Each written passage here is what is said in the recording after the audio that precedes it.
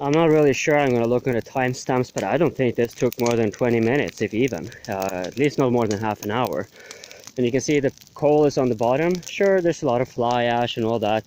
This is not particularly well controlled, so there's still, despite having tried to kick in some pieces here on the sides, this is what you really need to do.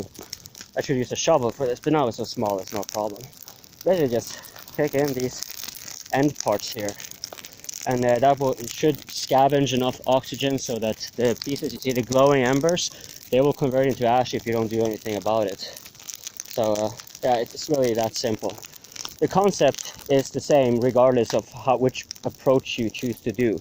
It's basically burn out the combustible gases and then add on, and or whatever way you choose to do to restrict it. Sometimes what I do is, when I have a particularly big one and I'm unable to add on sufficiently quick, what I do is then basically put out a part of the fire.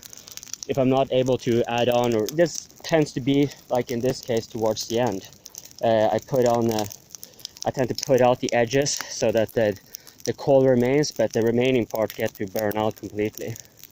It's kind of fun. See, it's so wet on this side. This part of dried. You see the tree is perfectly fine, even though the fire was quite intense. I mean, oh shit, I got some resin. The same here. This part dry, this part wet. So it kind of goes to show that this fire can be quite intense. And yeah, as already mentioned, care should be taken when doing this. But yeah, that's really how easy it is.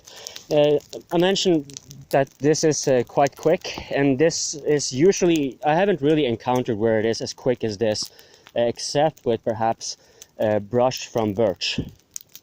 But the spruce trees and stuff like that, they tend to burn really intensely. That's why you have to be a little bit careful. But that is also why they will be quite quick. So I can get this shit back over there.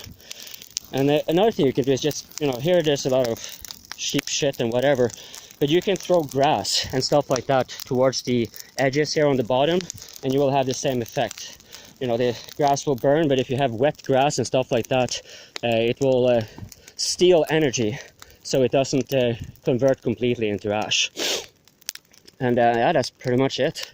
So let's see if I can find a good place to extinguish. I need to find a good camera place. I probably have to place it on some sheep shit. Let's see, maybe this is... Yeah, I'll find a good place so you can see the steam as it goes.